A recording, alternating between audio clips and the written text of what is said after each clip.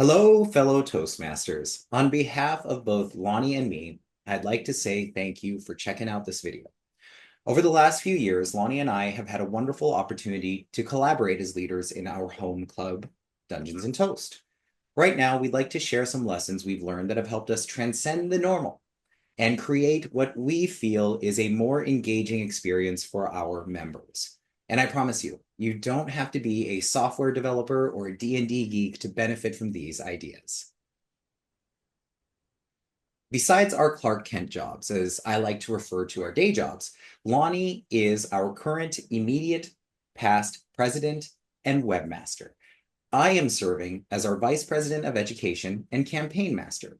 We have both also been in other roles of leadership within our club. And now you're probably wondering, well, why should I listen to these two? Yes, Dungeons and Toast is a role play and gaming themed club, but we are also a strong club with a consistent average of 25 members, and we have hit President's Distinguished prior to April every year since our founding. I was a charter member, and I have no doubts Lonnie would have been if not for our poor marketing efforts in Houston. To understand what we're talking about today, you're going to need a little bit of background about our club's experience. During the pandemic, we had a constant deluge of membership applications for the club. But as things started opening up, we found that more and more people wanted their Friday nights back. Other challenges included there were fewer people interested in the Toastmasters program, or that fewer people were interested in an online club. We knew we had to do something, but the question was, what were we trying to address to minimize our membership turnover? Over the years, we have discussed and discovered common concerns we identified as issues that would threaten our club's success. The first is lack of member participation in meetings. The second is lack of participation in the educational program. And the third is the lack of interest in leadership roles. Yes, we identified these signs, but it was more important for us to understand the why behind these manifestations. The most obvious issue I can think of for a lack of volunteers in meetings is individuals being nervous and inexperienced. A good mentorship program and culture of encouragement can address that. But the other reason, it's far more related to members feeling more and more obligated to either step up to speak or participate in roles without any break to just enjoy the meetings. Let's remember that feeling as we move on. Similarly to the last system, some of this can be addressed by strong mentorship and leadership. Still, I think we all feel comfortable saying that as Toastmasters get more experienced, it can be hard to get excited about another icebreaker or, oh yeah, let me find another way to talk about mentorship. Yes, there is variety at the higher levels and pathways, but when you're first starting a new path, those three levels are more often than not repetitive experiences. This is an even bigger problem because oftentimes it is these same members giving more speeches to help the club hit their educational goals. Compounding this issue is the fact the Distinguished Club program overvalues levels 1 and 2 of pathways. Now, let's all thank the VPEs out there who have purchased new paths to ensure that you get those DCP points. We honor your service. But all right, we've done a little review of the challenges in meetings, but there's also the leadership piece. These are pretty lengthy bullet points, more statements really. But consider how many of you have taken a leadership position in your club because the club needed it and not because you wanted to. And you don't have to be embarrassed. That is okay. Leaders step up. That's what happens. But it is not healthy for the same people to carry 90% of the weight of a club. The problem is, if you don't get more of them, there's going to be a breaking point, especially if club leadership gets recruited into opportunities at the area level and beyond. But what does all this add up to, though? This is the club killer. The other three issues can partially be addressed by getting new members more involved. But the real challenge is what happens when you get someone who is no longer new, no longer inexperienced, but also no longer motivated? What happens when they become competent and the same activities don't inspire them anymore? What happens when they are no longer getting value from what has always been done? I mentioned this at the top of the presentation, but we have seen significantly fewer guests and applications year over year. As the pool of potential new Toastmasters dwindles, how do we address retention? That's the question we need to answer.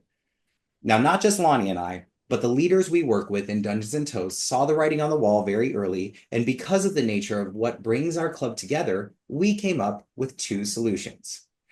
And that's part one. Please leave your credit card number and you'll get part two of the video shortly.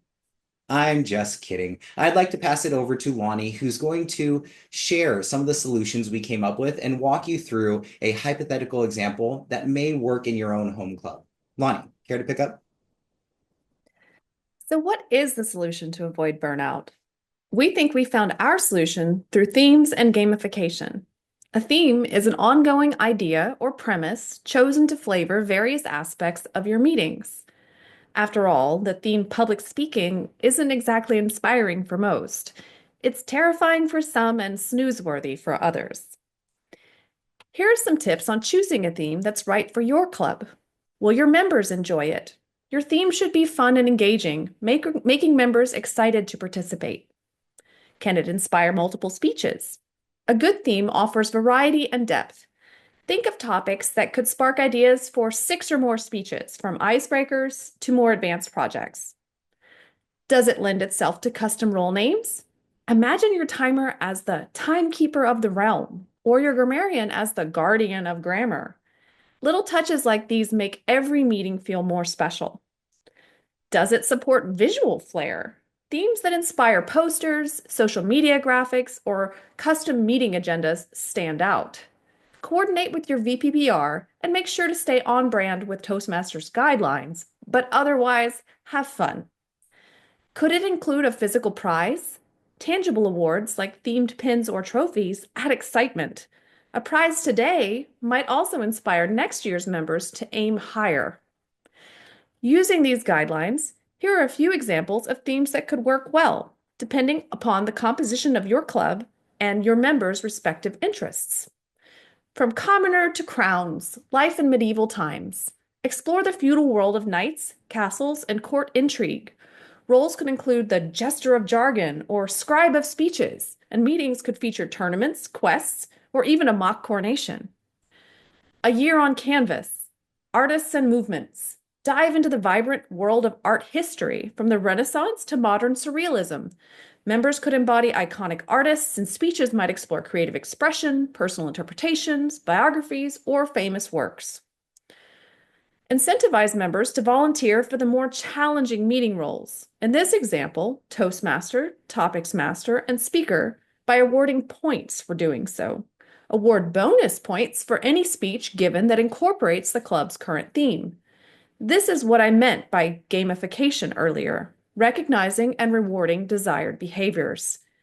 You can use a simple spreadsheet to track progress, but you will need an easy way for members to report this information because no one officer role will be present at every meeting.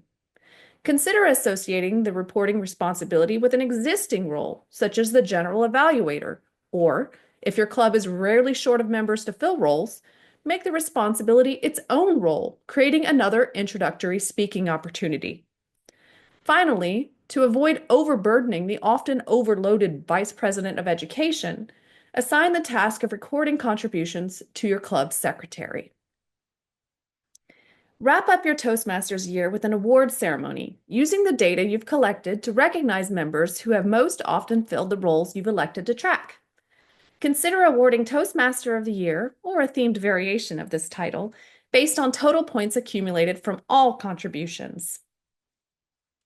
Now that you've established the essential building blocks of your theme, the must-haves that ensure functionality and engagement, let's talk about some nice-to-haves. While not required, these features provide opportunities to customize your theme and elevate your club's experience, allowing your club to transcend greatness and making it unforgettable. In addition to recognizing key meeting roles, here are some ideas for awards that can be manually given to members, both to celebrate dedication and to encourage the behaviors you most want to see. You probably recognize at least a couple of these items as sticking points in one or more clubs that you've been part of. We basically want to provide extra incentive and recognition for those who put in the extra effort to make a club successful, even if sometimes that work isn't the most fun. Mentoring someone on how to log into Pathways for the 30th time, anyone? Share member progress during the club's business section. Whether monthly or quarterly, this provides an opportunity to celebrate achievements while reminding everyone of the goals they're working toward. Consider awarding levels, such as level 1, level 2, and so on, based on cumulative points earned. Estimate the points an average member is likely to accumulate in order to set realistic benchmarks. For an extra creative touch, tie these levels to your theme. For instance, in a medieval themed year, members might progress from squire to knight to lord/lady. If you record your meetings, consider editing the on-theme speeches into a sort of virtual scrapbook for the year, preserving the memories from the year and highlighting the thing that helped to set your club apart. Toastmasters International allows clubs to use their funds to purchase awards, offering an excellent opportunity to recognize members in a meaningful way. As physical objects, trophies can be especially fun to match to a chosen theme, allowing for personalization that can make each term look and feel different from the one that went before. Think creatively to come up with ways for members to spend their earned points. TI gift certificates, I'm sure we all have a few of those laying around, a choice of restaurant, or even a coveted double-length speaker slot. Every club will be different, but everyone can find some way to provide extrinsic rewards at minimal cost. As an example, a potential theme that could work well for a club focused on arts and culture could be Nights at the Museum. This theme could provide a creative backdrop for meetings, drawing nigh infinite inspiration from the vast world of museums and exhibitions. Let's take a closer look at how we could express this theme. Here is a one-to-one mapping of the existing Toastmasters roles and how they might be rethemed within Nights at the Museum. You will notice that I've suggested a new role, the archivist, which can help with the challenges of administration. To enhance the documentation and recognition of achievements, we are proposing the addition of a new role, archivist in this case. The archivist introduces themselves at the beginning of each meeting alongside other essential evaluation roles, keeping track of any noteworthy achievements made during the meeting and reporting on them during the evaluation section to ensure accuracy. After the meeting, the archivist uses a simple Google form to send a report to the club secretary for permanent recording. A theme can reinvigorate the pathway experience by changing the lens through which each project is viewed. This year, in his joint capacity as Vice President Education and Campaign Master, Andrew has put in the effort to replace the soon-to-be-retired Team Collaboration Pathway with a custom Game Master pathway, designed to help burgeoning players gain the confidence to not only play in our games, but to help run them as well. I see this pathway as a stepping stone to leadership itself, because game masters are, in their own way, leaders, and I expect this new pathway to yield dividends to our club in the years to come. Celebrate achievements with themed titles tied to landmark point totals, recognizing members' progress and reflecting their journey within the club. If your club meets in person, consider awarding customized badges as members reach a new level. If meeting virtually, encourage members to include their titles in their screen names during the meeting. Offer members creative, theme-inspired ways to spend their points while ensuring their total earned points remain intact for any end-of-year awards. From tickets to an art exhibit or the right to choose the end-of-year mixer location, think of ways to make your members and leaders feel special for all they have contributed. In addition to rewards for filling meeting roles or giving on-theme speeches, you might consider additional achievements to recognize and celebrate. Within Dungeons and Toast, we found our point system to be an excellent way to objectively choose our Toastmaster of the Year without accusations of favoritism or any additional bookkeeping required. Now it's my pleasure to hand over to Andrew, who is going to talk about the challenges and successes we've seen with the past 3 years of gamification in our shared club, Dungeons and Toast. Back to you, Andrew. Thank you kindly, Lonnie. Really appreciate it. All right. Lonnie showed you how to do it. I want to leave you with a few things to think about. Some of the big picture lessons we've learned along the way, as well as why we feel so strongly that if you're a non-corporate club and you're not thinking about how you shake things up, you really need to be. First, the challenges you're going to face. And I really hate to tell you all this, but you are adding more work. I know, I know. Aren't we tired of all the additional work we do as leaders? Even though the implementation process can be simple, maintaining these new elements of the club requires a bit more work and a consistent commitment to coordinate these efforts. Another concern to think about is how it impacts those who are less involved with the club. Creating such an integrative experience makes people who are active feel like they're part of a larger narrative and a timeline.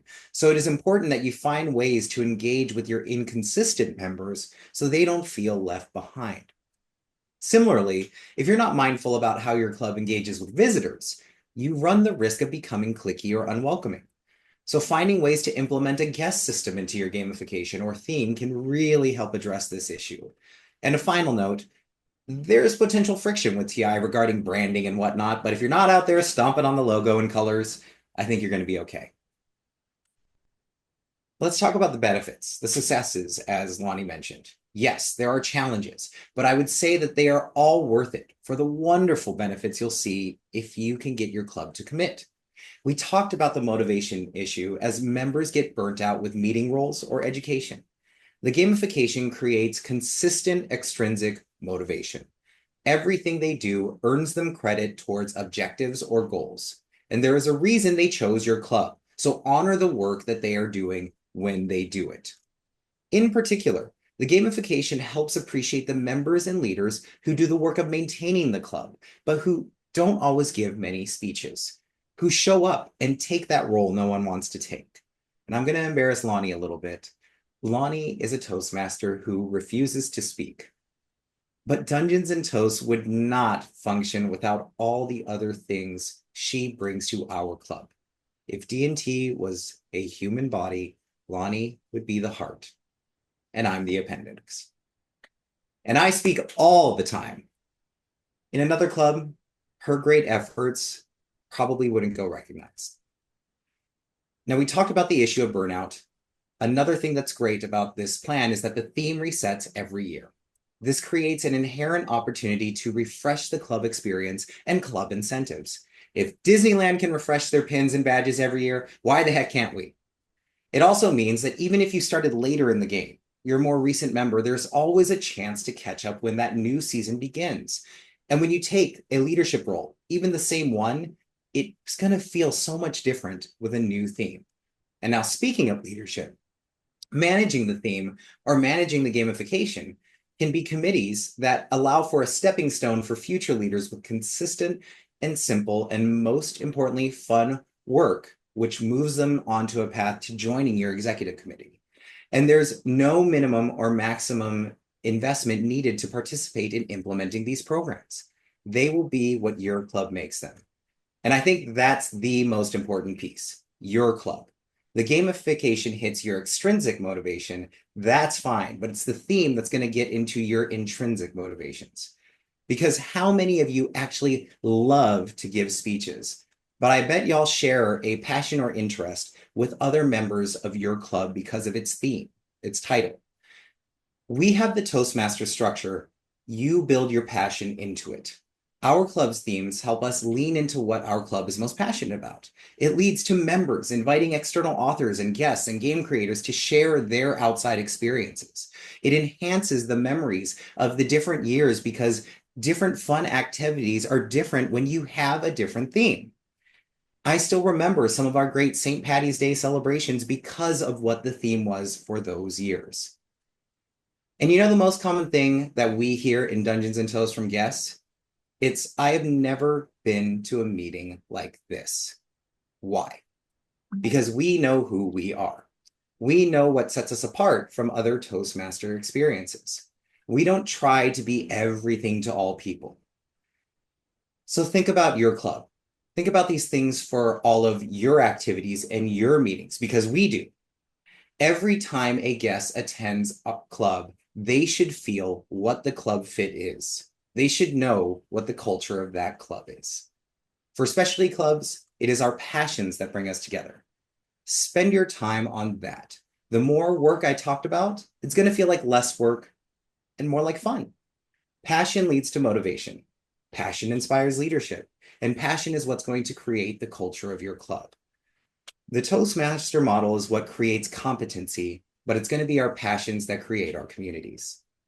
Thank you all so much. I hope this has been helpful.